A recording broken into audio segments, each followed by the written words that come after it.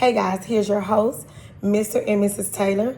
We are back for our new series, Fears in Marriage, with dealing with our first episode, Fears of Divorce. So we're just going to kind of have a relaxed conversation and kind of talk about divorce. So I'm going to give you the lead here. Okay. Cutie pie. All right. I got him back this time, y'all. Okay. Cutie pie, honey bun. I got him before he got me. So in the promo, my wife mentioned one of the studies. So this was a study done by Cornell University. And with the study, they interviewed people who were already living together. So common law marriage, which we don't advocate. We do not. We'll call that shacking. Typically, that's the term that's been used in church or whatnot. But at least for the case of the study, you have individuals that would probably have an interest in marriage, right? Because they're already living together. So to a degree, these may be individuals that would be a good candidate for the study. Now, this is what they found out, that 67% of these people involved in the study, they expressed that they were not married. And the reason was that there was a fear of divorce. Okay. So, that just brings an interesting topic, because it's not as if they weren't interested in marriage. Like, marriage is something that we could possibly do. Marriage is something that I would like to do. But to a degree, having, if you will, negative thinking, stinking thinking concerning marriage. Stinking thinking. Yeah, because Okay. though it's something that could possibly work out, in this study, 67%, hey, no, I'm not going to do it because I fear the divorce. And so we're going to kind of break down some of the reasons why the fear was there. And the very first thing is emotional consequences of divorce. So what comes to mind when you hear that emotional? So yes, I could imagine divorce would be an emotional situation. But what just comes to mind as far as there being a fear? There's a fear barrier that's stopping individuals to get married, because, man, if we break up, there's going to be an emotional roller coaster. Yeah, emotional consequence, because you have more of a stigma, I think, when it comes to marriage, like marriage and it not lasting, than dating. Because sometimes you could be dating or courting, that we don't believe in dating, but getting to know someone. We can have a series on that. Explain. I know that. How? But yeah, we can. Getting to know someone in a healthy, godly, not sinful manner, and not just trying out people. We're not talking about that, but maybe that can lead to you guys becoming married or becoming one. So, like I said, with a marriage, I think it's a stigma with that. And then when two people think about coming together, it's not just them two coming together, right? Because people can court or date, and then nobody even has to know who you're dating or dating a person. But when you marry and when you have that wedding, you bringing in two families together, they're saying I do. So not only does it affect you and that individual, it affects the closeness. They may have then y'all done took pictures together and went on a honeymoon together and posted it, and it affects the in-laws too. Oh, and I don't know if that's on the list, but when children get involved, that's probably one of the conversations on the list. But it's so much more that comes with a marriage than you just casually dating. So I think that can definitely affect emotions. And if you're a virgin, then you move to the next level of intimacy. So not only that, you have this strong emotional connection with your spouse, because you're intimate with them. So like y'all actually became one. And I know for a female, from my point of view, yeah, that's what I was going to ask from a female perspective. When you become one with somebody, people in the world call them, I'm not saying this is not biblical, but it's called soul ties. So, when you become one with somebody, you actually, it's a different level. And I think that's why intercourse was only made for marriage, because it's something that God does, I think, spiritually to connect the two. So for my female, that's a roller coaster. I could, not to put in this, but I can't even remember times to where that one time we mentioned our first video to where we broke up, that was hard for me because I saw, as my husband, and it was like, man, it was devastating. I don't know how men. So can you yeah, do from a man point of view? So yes, I can, and I've seen different divorces throughout the years, and one of the things that Miss Taylor mentioned was that connection. So when we think about a divorce, you've been connected to a person for however long, whether a year, 5 years, but you were connected. So when you think about a detachment, right? So, and even like the time that you mentioned before we got married, we had a moment where we weren't together. And even in my mind, which I think kind of helped us get back together, there was a bit of a detachment that I felt as well. So when you see that you have someone that you're interested in and they have qualities, and this is just on a smaller scale, right? Because during this time period, we had known one another a year and a half. But let's just say with being married 5 years, 10 years, so many different aspects of your life, you came together. So to have that detachment, yes, that is something that is going to be emotional because you're going to feel it. And so, I've seen an individual. I remember one situation in particular, a gentleman, because one thought may be, it just affects one party more so than the other, but really it affects the husband and the wife, both spouses. But I remember one individual that he, lost a lot of weight, maybe about 50 pounds in a span. A male, probably in the span of, I don't know, maybe about 2 months, 2 or 3 months or whatnot. But just using that as an example of the toll that it takes on the individual. So, it is something to consider with going into marriage, because again, that separation will cause pain. But there's certain things that can be done to try to help, I would say, solidify that marriage, to try to help bring it together more so. So though that is a risk, it is something that should be considered going into it. But the thing is, and that's one of the reasons why we're expounding on these, because all of these reasons that people have fear, well, let's start building a plan that'll try to help minimize that from happening. So how can I develop such an emotional togetherness or an emotional unity or a union within my wife, with the husband and the wife, so that, that divorce won't be an option, right? Because emotionally, and, we're going to talk about other segments to kind of go more into depth. But for right now, we're talking about having a plan against it. Emotionally, being a support to my wife, and vice versa. My wife being a support to me emotionally. So if that support is there and it's strong and it's solidified, and again, we're going to talk about this a little later, but if that emotional support is there, then it's almost as if, I have two hands. Why would I try to live without a hand? That just wouldn't make sense. If this woman is a support to me, emotional, that's what we're talking about now. She's an emotional support. She helps stabilize me. She helps strengthens me. She helps launch me in the right direction. If there's a wound for whatever reason, she can aid that wound. So being a support emotionally, if that is there and we develop a plan of how we're going to support one another emotionally, then I don't have to worry about the emotional consequence of a divorce, because we develop a plan against that.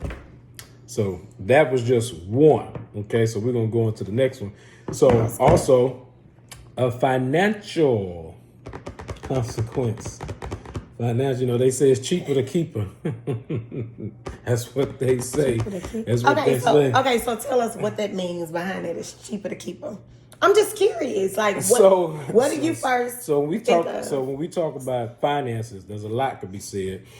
No, we talking about cheaper to keeper. Let's deal with that right there. I'm going to deal with that. So for some people, now this will be another segment down the line. It ain't expensive to keep her. I'm just like, well.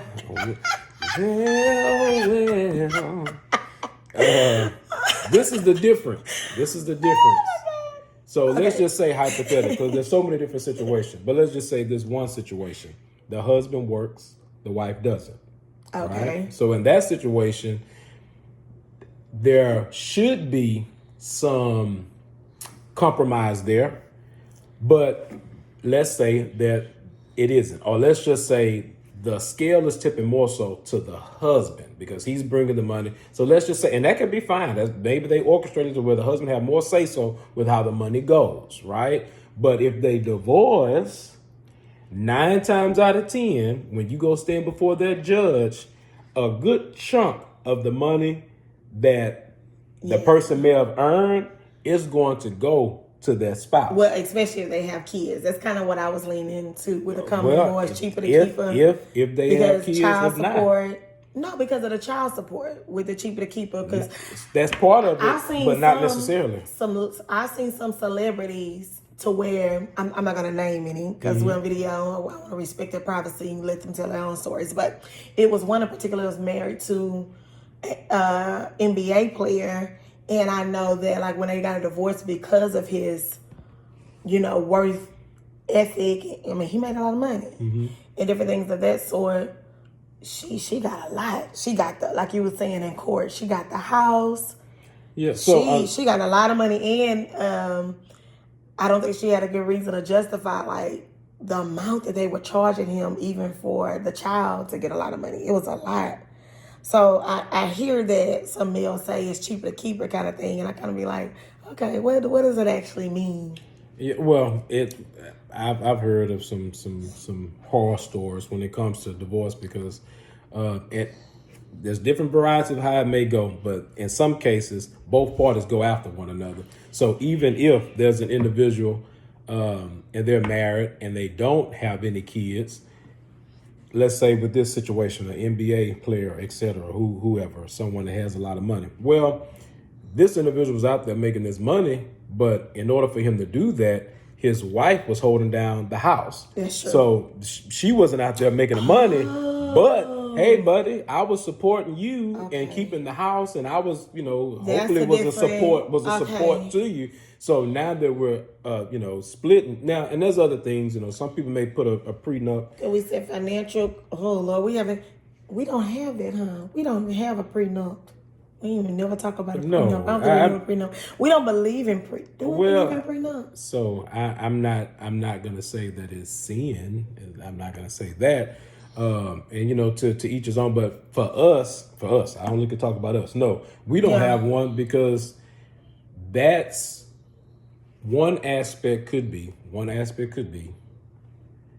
I'm doing a prenup just in the event we part ways. But in our mind, coming together, like that wasn't an option, right? So divorce wasn't an option. So that's one reason why.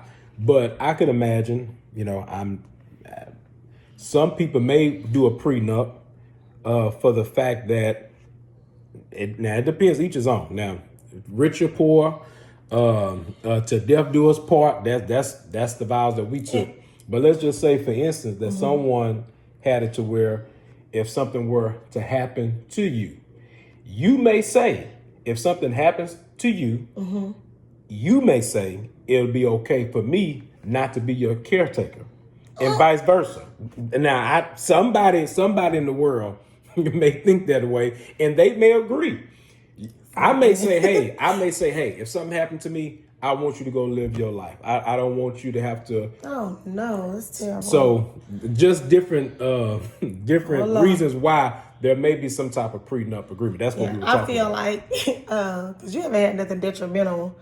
But anyway, we're not going to get into that. We can get into that later. But with the financial, from my point of view, financial consequences of divorce, it depends on the woman. First of all, you shouldn't be scared of it. And I always tell women that are not married or that may seek advice from me with me having experience of being married. Even before I got married, I would tell different associates or friends that I knew, like, I don't believe in women gold diggers. Like, I don't believe in a woman relying, and that could be a conversation for another day, so I'm not going to get too deep. 100%. We teaching our daughters not to be. Oh, yes, yes. Sure. Get your education, make good grades. Sure. Before you get married, that's something that we're instilling in them. Mm-hmm. Have your own. We're not doing that to where I can't live without a man because nobody's providing for me. That's just something. Now, don't get me wrong. Will it be lovely for... I will be. That's my husband's goal. I will be a stay-at-home wife in the near future. So that's the goal. And when I say stay-at-home wife, that doesn't mean that I stop working. I would just work on my own terms. But that's a conversation for another day. But I said that to say is financial consequences. I believe that you can avoid that by having a vision. And I'm only speaking for a woman point of view. If your main reason for getting married is so a man can take care of me, you need to go back to counsel or reevaluate or get healed or wisdom in that area, because my sole reason for marrying him should not be due to his... Now, don't get me wrong. When we started off in college. So with financial consequences, he had a vision. He was initially going to be a corporate lawyer, and then we both decided to do education, which is fine. Corporate lawyer education, when it comes to money, that's a big gap in money. That's us starting off at 5 figures versus 6 or 7 figures with being this big time lawyer. But that's okay, because he had a vision that was acceptable to my lifestyle and my way of living. So had he wanted to work in Jack in the Box, I don't know. I don't know, but it was acceptable for my lifestyle. So you should not get scared of that financially. And we're going to get into that topic. And there's nothing wrong with being at Jack in the Box. There's nothing wrong, okay? Because you can be there. You can climb the ladder. Yes, you can climb the ladder. You can have a vision. I worked at one place, because we're not going to name names. I worked at one place. But the general manager would get all sorts of bonuses, right? So you could work your way up. But the point being made is that having a vision and having that conversation. So even when it comes to the finances, because that's a whole segment within itself. But going into the marriage, if this is someone that you're actually considering, then that has to be a conversation to bring to the forefront. Yes. Where are you going? How do you like to spend? When would you like to retire? How much do you would like to save? Like all of these different conversations you have going, how will we do the money? And again, we're not going to go into details on this. Because we do, that's within this series, Fears of Marriage. I believe it's in this series, financial. We're going to hit on finances. That's like a segment in itself. But I did want to say in that when he said have those conversations, one thing I did want to say, don't perpetrate. Don't be fake. Be real when you have those conversations. Oh, I'm going to get him now. But then he going to be like, hold up, when we had this conversation, we went to counsel, when we talked about these things, now you are totally different. Don't try to spit game to get them or so absolutely. So the premarital counsel, again, that could be a segment within itself, because what she said as far as being honest and transparent, like if honesty is not the foundation, if honesty is not a core value, then this is, if you're not honest, and if the person you're considering, if you have reason to believe that they're not honest, then this is probably not a good idea. It's not. I like how you said core values. Because you have to, any relationship is built upon honesty. Any relationship is built upon being the true version of yourself, right? Because if you wear a mask, one preacher, they begin to say that that's the most dangerous person. The most dangerous person is a person that wear a mask, because a relationship, if you think about it, you can have two entities, right? And they know how to respond to one another, right? So just as an example, I may come home and I convey to my wife, when I come home, I'm happy to see you, right? So she has orchestrated things to intensify my happiness to see her, right? So that could be coming home and she's in the kitchen. That could be coming home. And these are just some examples, but the overall point that I'm making, we know how to respond to one another. But if you're wearing a mask, so I say, I'm happy to see you, but then tomorrow I don't want to see you. Now hold on, man. I don't know how to deal with you, because you just said when I come home you want to see me, you happy to see me, you want a hug, but then the next day you don't talk to me, talk to the hand, and you going into the room. Because the face don't understand. So just being honest, you know. So that's how relationships are built. So saying that to say, no, we can't move forward with that. And so finances is a big thing. Because we can. Well, we're not gonna get into that. Yeah, that is on the list. Yes. As one of the episodes in the. Yeah, it's on there. So I know we're talking about divorce, the financial consequences, then the legal consequences as well. And I mean, it's really. So one, it could be expensive. So that's another cheaper to keep them, because not only could, both parties, because it'd be vice versa. So we don't want to make it seem like it's just one sided, because the woman could be making all the money. You could have a stay at home dad. So it could be cheaper to keep him. So we gonna talk about it both ways. Cheaper to keep her. Nah, hey, there ain't nothing wrong with that. Now I work, but ain't nothing wrong with that.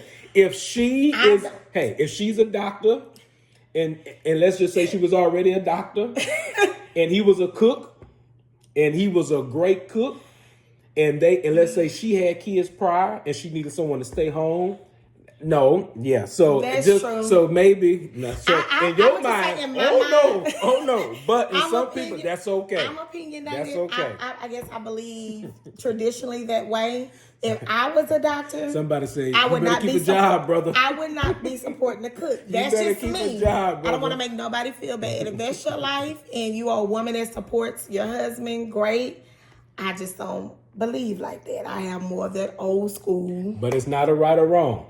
No, it doesn't make it wrong. It's not a right or wrong. This is why you have those conversations in the beginning. Like, because when I first met him, it was, what kind of house you want, girl, when he proposed. I knew he was going to be a corporate lawyer because we were in college. So he was going off to do different law things, internships. Not internship, just we was learning more about the process. It was not an internship. No. What is it called? Well, whatever that thing's called when you were different organizations that will give you more information at that time for an undergraduate student to learn more. Yeah, not an intern. Okay, no. Not an intern. Okay. Sorry, he didn't get that far. He didn't get that far. But, and it's not to say that I had, because even when we were in college and maybe we'll put a picture up to show you the house of where we started and where we came from. So like I said, I've never had this gold digger mindset of like, or whatever you call it, like, he ain't got me this. My first house ain't big. It ain't paid off. I'm not driving a Bentley. No. Because I guess it's how I grew up, my upbringing, how I was raised. I knew how, if I wanted those things for myself, I knew what to do to make it happen. Would it be nice? Yes, those things would come. I knew we had a vision. Mm-hmm. We knew that those things, and then it all goes back to what our lifestyles are built on. We're not people that's drawn into, my life is not happy if I ain't driving the finest car or have the finest house, because we know, well, I ain't gonna get into the experience and then now, is some things we enjoy being cheap in. Because it's just simple. It makes life simple. So yes, because and that's those values is a very important thing, because if I'm considering marriage, I want to build upon things that will cause the marriage to last. So for sure, money is a part of it, and I mean, we're grateful God is taking care of us all throughout the years. Thank you, Lord. And I would hear preachers say, if you can't buy a biscuit, then you don't need to even think about being married, because the Bible says money answered all things. So it is very important. But the values come in, the conversation come in. How much money will we need to create the life that we want, right? Yeah, you say that a lot. So these are the things that the individuals have to talk about. And then, there's other things that go into it as far as the fear of it, because to a degree, people may keep their money separate throughout the time of their marriage. And if they decide to divorce, then that may come into question. So the money that you've been keeping away from one another, once the divorce is finalized, that may not always be the case. So that causes fear. People may keep their money together, and then when they decide to divorce, there's going to be some type of separation. So these are the fears that go into it. So, and money is, one of the leading causes of divorce. Yeah. So these are the things that we talk about going into it. Not like, only that, why is it an issue? The my money kind of thing, because people are used to keeping their money. Also, something that why is that an issue? we have to deal with, because like we'll get into this more into our financial conversation, but like things that me and you had to go through or overcome, with finances. It could be like he's very frugal. I'm the spender. I'm the one, like, if I go to work, I work hard. We can say live for today.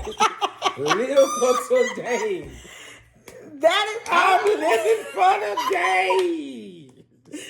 That is not me in totality. That's not me in totality. I believe in saving, but we're about to be 40. Yeah, that's a conversation. I like to enjoy the fruits of my labor. So, but with going the into it, just going into it. If you have two individuals that may be a little different, they have to have a conversation to be able to minimize that fear, right?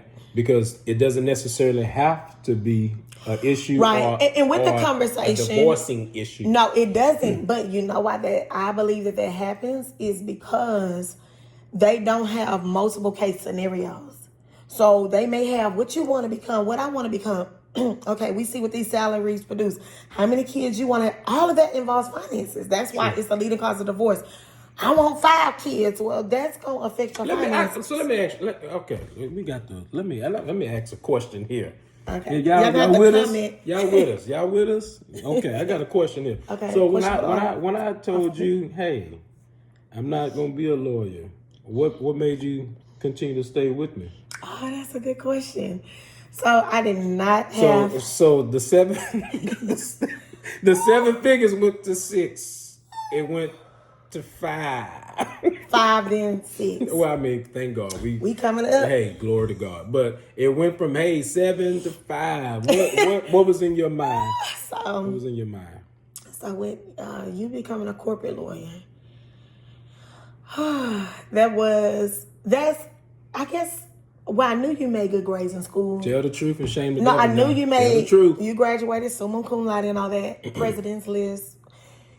I knew with your good grades that you were one that was serious about your education. So if I had a future husband that was serious, such as yourself, about education, I knew that you had a vision, because you didn't play. You didn't come to college just to party and flunk out. And so I knew that this is somebody that's serious about his future, because if you wasn't serious about that aspect, there would be no conversation or relationship between me and you. So let me ask you this. So did you still feel a level of security still going from 7 figures to 5? Was there still some security?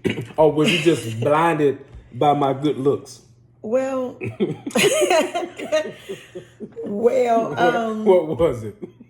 Well, Or was it, I'm already in it, I don't know what No, to do? it was nothing like that. No, I had to kind of process. Because the way that he brought it to me was like, I have something to tell you. And this is like a few months us being married, right? And so I'm like, oh, Lord, this boy better not had any, it was no infidelity. So I was like, he better not have no issues with no women. What he about to tell me, man? We just get divorced already, man. If he tell me, man, he didn't mess around with me, man, it's over. It's done. So I was She wasn't gonna scared. leave me. We're going to talk about that later, our non-negotiables. But hey, there's been no infidelity. There's been no infidelity on either part. So So that's one of my non-negotiables that's is infidelity. So, but don't say that so strong per se. Now okay. That's another conversation. I know, because we can say, say, but if we throw it out there, we can't just leave it out there, because to a great degree, that is biblically, that would be a fear too. well. So we don't want to, we'll come up, we'll talk about that. But to a degree, it is a non-negotiable. Biblically, you can end it for sure. But I just want to give another side to it, because if individuals have dealt with that, one of the things that we're going to talk about is the power of forgiveness. Because even if it doesn't come to that, if you don't know how to forgive, you don't need to be thinking about marriage, period. That's just not a good thing. But you can think about different ones. The prophet Hosea. Right. And so you can look that up, look into that story or whatnot. But the power of forgiveness is very powerful and can produce something stronger, even if, that situation. Amen. I hear all of that. But I'm just a different woman. Giving both sides. Not knocking anyone else. If you want to live with that with your spouse, forgiveness is an option for all of you women. You have to be married to who you married to. And I'm married to who I'm married to. Yes, biblically, yes. But we got to give both sides, because ultimately, now, from our standpoint of view, which we believe is the standpoint of view, is being Christian and glorifying God. And so we don't want to leave him out of the equation. And that wasn't on the list, but we can definitely include it, because where there's fear, some may say that you can't have fear and faith, right? Or for sure, one is going to have the preeminence, because you can't have a preeminence of faith and you're still fearful. We are in the body, so you may have some emotions, but ultimately my mindset is I'm going to believe God, I'm going to trust God. But I'm saying that to say that has to be part of the mindset. That was our mindset, because I would say we married young, and we did. I use the term we married young and dumb. Okay. I don't think we were dumb. Well, we were in school, so maybe there's some reason to believe that we were not. But it just wasn't the wisest thing to do. But one thing that we had was God. It was faith. It was God. Faith. Mm-hmm. Like we jumped the broom anyway. Yes. To get back to your, I'm sorry.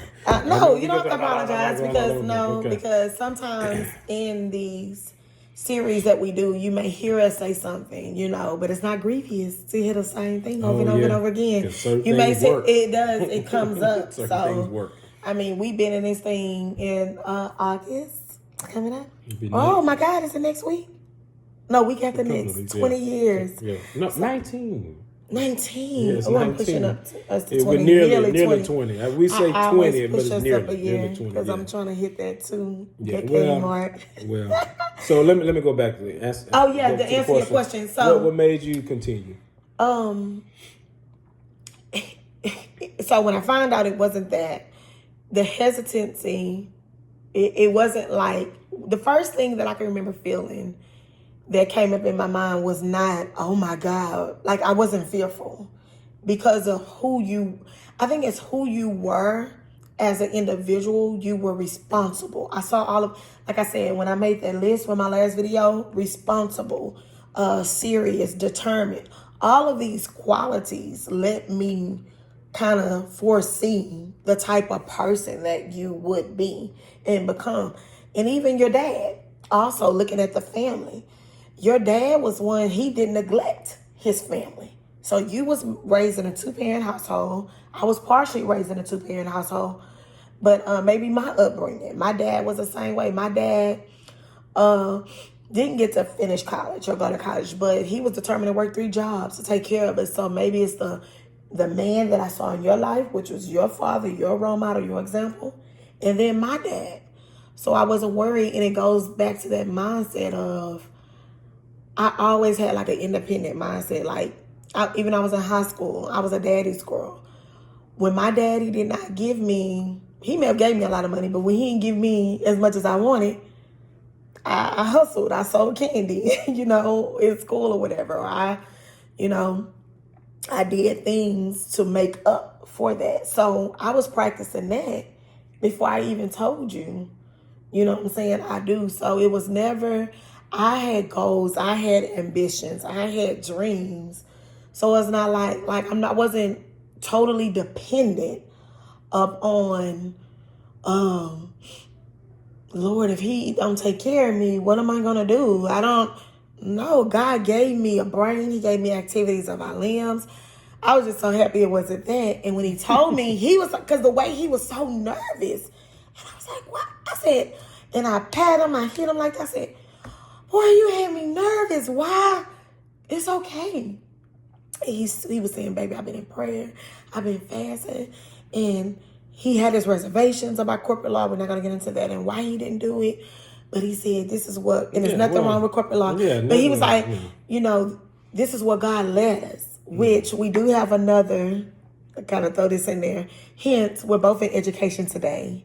Yeah. And that has been a part of our molding in the marriage and building. And we have another podcast that we started, Married to Education.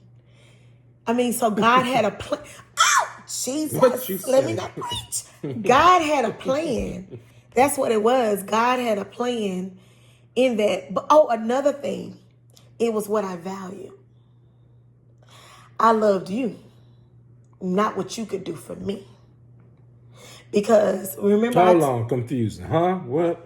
I loved you. You loved me more than what you can do for me. Okay, what that means? So remember, I sat on the couch and I told you, I said, when you were nervous, I said, it's okay. I said, because come to think about it, if you're a corporate lawyer, baby, you're going to be gone for 60, 80 hours a week and I won't see you. Remember I said that? So I said, it would be like being, I knew what I needed. I needed more of love, care, that family life. That's what I value. I needed more of that than, here, girl, let it rain on you. Go shopping. Yes, I bought a brand new car, but I have an absent husband. That's not what I got married for. I got married for you. So, your point. Hey. Yes, but that's the truth. From the heart. Okay, you kind of got me a little speechless here. Okay, take your time. Take your time, brother. Take your time. But those values are super important because money answers all things, or it can answer all things as it pertains to obtaining things in this life, right? But if that's where your heart is, right? So it can answer all things, but the Bible says that the love of money is the root of all evil.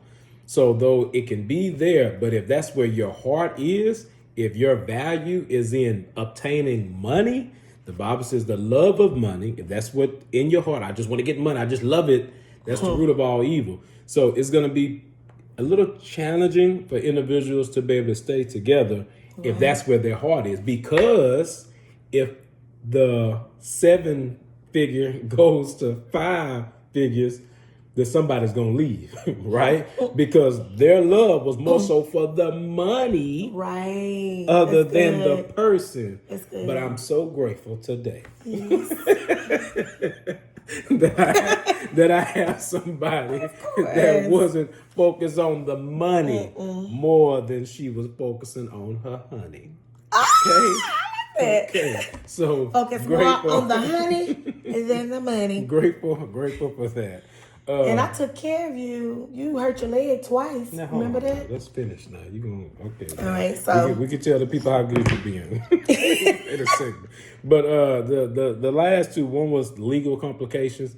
And we mentioned that's a part of it too. It can cost money now. A person can get you can get a mediator, and sometimes that could be a cheaper route.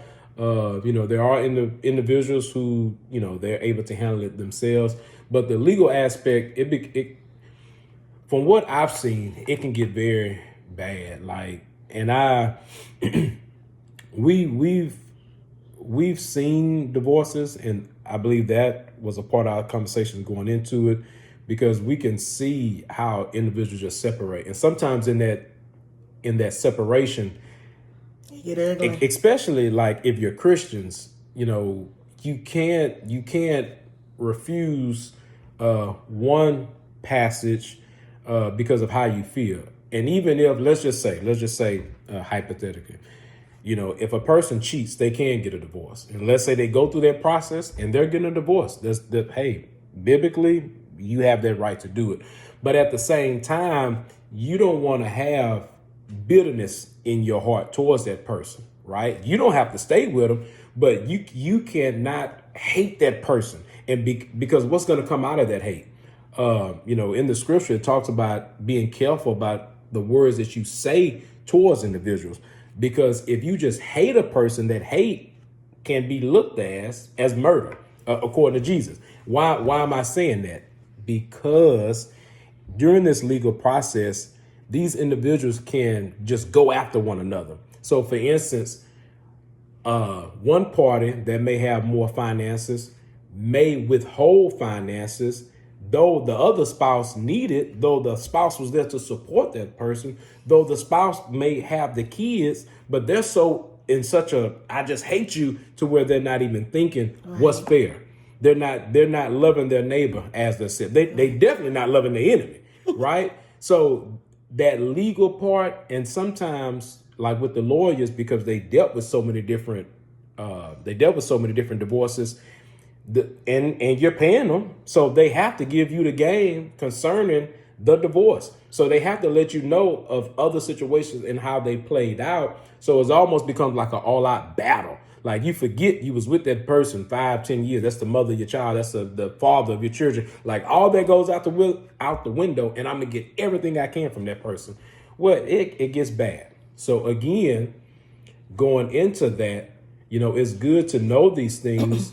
So that conversation, because I know for us, so my parents stayed together until my dad passed away. Yeah. Your parents got a divorce, but I remember us talking about that, like wanting our marriage to last, like, and any marriage is going to have situations, but I think we had, I would say, a double dose of fuel going into our marriage, right? And the reason why I say that is because my parents were still together at the time, so we can use that as fuel. Hey, let's make this thing work.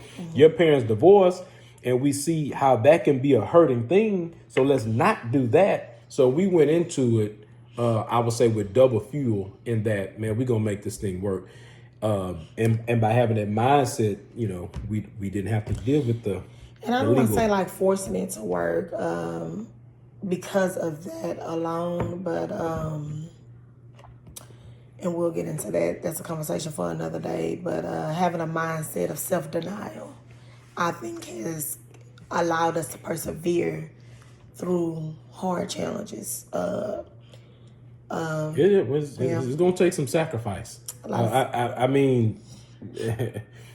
Take some dying out. That's a part of it. And so, and we may put together a number of things. I would say outlining, if this is you, don't say I do. Ooh, that's good. you selfish. You're selfish. This is you. Don't say I do. You can't forgive. If this is you, don't say I do. If you're not willing to be sacrificial, if this is you, don't say I do, right? Because even if it's just one party, that you're going to make that other person suffer. If it's both parties, man, y'all going to drive yourself crazy. Y'all going to be, it's not. And we're not to say we don't want you to fear, divorce if marriage is something that you're looking into. So this is not to scare you, but to let you see the realities of to prepare. To prepare. That's what it is. Absolutely. It's preparation. So it's like, I can't never get married, but it's the purpose of marriage. God's intent for marriage was for it to last. Just like Christ in the church, he died for the world. His intent wasn't to get with us and marry us and I'm gonna throw them away. What's the purpose of sending his? That's a whole. But what's the purpose of sending his son? Man. For all this to amount to nothing, that wasn't his purpose. That wasn't his intent. So it's the same thing with marriage. Now with Christ, you come as you are. With marriage, you need to be prepared. And you were grown and you were still to be prepared. Even when you come to Christ, aren't there some criteria that you have to meet? Yeah. To be connected Deny to Christ? yourself. Take up your cross and follow me. If any man, I say you're working. So Christ has a standard. But the thing is, just to relate to what you're saying, regardless of where you are, it doesn't mean that you can't. Because Christ is the same way. Regardless of where you are, you can come. Regardless of where you are, you can get married, right? But we don't want to go into it blindly, right? We want to do some self-reflection because you don't want to be married to a miserable person.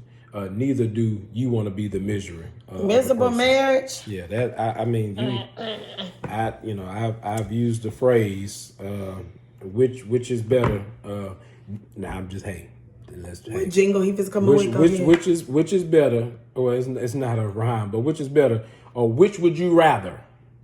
To be single or married to the devil? Would you rather? Which would you rather? Right? And then vice versa, because you may. Hey, so that's even a game. We're not demonizing anybody, but you may be the negative Nancy. So a negative Nancy being married to a positive Paul's life is going to be miserable. Don't do that to Paul, right? And vice versa. A negative Nicholas being married to a positive Pauletta is going to cause Pauletta's life to be miserable.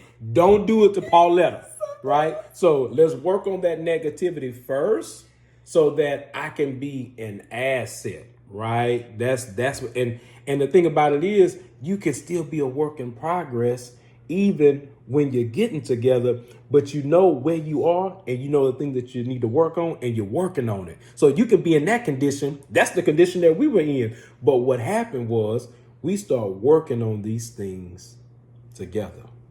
And that's one of the most beautiful things of marriage, when you can look back and say, man, you put up with me. You put up with me. Yeah, so that's what makes it beautiful. And the last thing is the children. And that's very important too. So that was one of the fear of divorce as well. And excuse me. I'm sorry. It's something.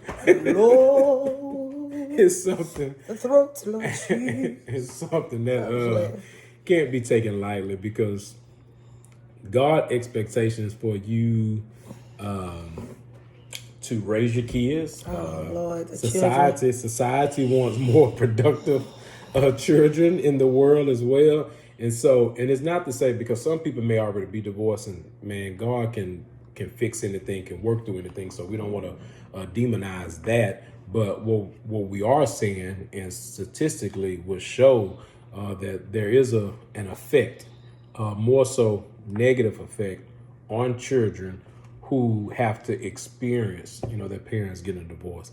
And so, again, one of the things that we've hit on, I want to say, through each of the scenarios of the fears of divorce, is the two individuals talking about this, right? Communication is key. You definitely don't want to go into marriage with divorce being an option at all. But if there's kids involved, because sometimes what happens, people run away from hard truths, right? So I give an example, and sometimes this may not come to mind, but that's why counsel is good. Let's say John and Susie get married. Years go on. John and Susie have a little girl.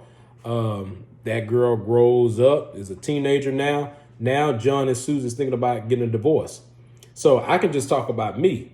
Like, I would want someone to tell me in the beginning stages of me possibly thinking about getting married, the consequences of a divorce and me having a daughter and my wife having to raise that daughter on her own and possibly exploring getting remarried and having another man in the house with the daughter.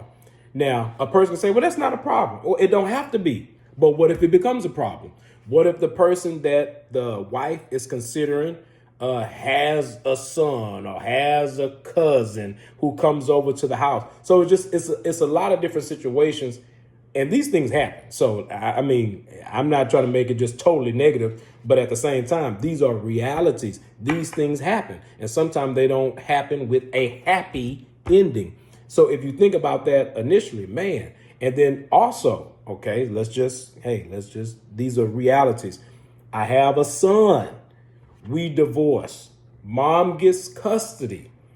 Is the father still there? And let's say the son is only 4 years old at the time. Can there still be a relationship? Yes. Can it work? Yes. But now that father is no longer in the house with that son. And that son, though the mom can do a great job, the son can have role models, etc. But what I'm saying is that son does not have that father in the house to be able to see what he's supposed to be, how he's supposed to act, how he's supposed to respond, what he's going to look like as he gets older. Right. So that's a consequence. That is a consequence. But what can deter that is having these conversations going into it. You know, man, OK, so we have a son and a daughter. How would you want to raise a son and a daughter? OK, well, I know we don't want to get a divorce, but let's just consider if we were to get a divorce, the type of effects that would have on a son and have on a daughter. Have you experienced anything like having this conversation? Because more than likely, if we can have the conversation and we can touch on really all of them, but since we're talking about children, we can touch on the matter to where it touches you. And let's just say it touches you emotionally. You can, like, you know, maybe you had a best friend who parents got through a divorce and you seen how it hurt him. Man, you feel that. Like you've been touched with that. Well, you don't want to replicate that same thing in your marriage. But if I don't even think about it, if it's not brought to my attention, there's a possibility I can make that same mistake. So that's one of the core things, that communication. We have some great things coming out with communication. Man. We got some great things gonna come out about that. That's a big one. That's another big heavy hitter. And so we thank you guys. I think that's it for our conversation today. We sure did. For bearing with us. We thank you all. And so we would like for you to follow, subscribe to our YouTube channel, and most definitely share. We hope that it's something that we said for those that are afraid of divorce, episode 1, fear of marriage, that we have gave you some nuggets to help prepare you in that decision making when it comes to marriage. So once again, follow, like, subscribe, share to TaylorMade.Marriage. Again, that's TaylorMade.Marriage on the social media platforms, Facebook, TikTok, and Instagram. Alrighty, guys. Have a great rest of your evening. Until next time. Until next time. All right. Bye.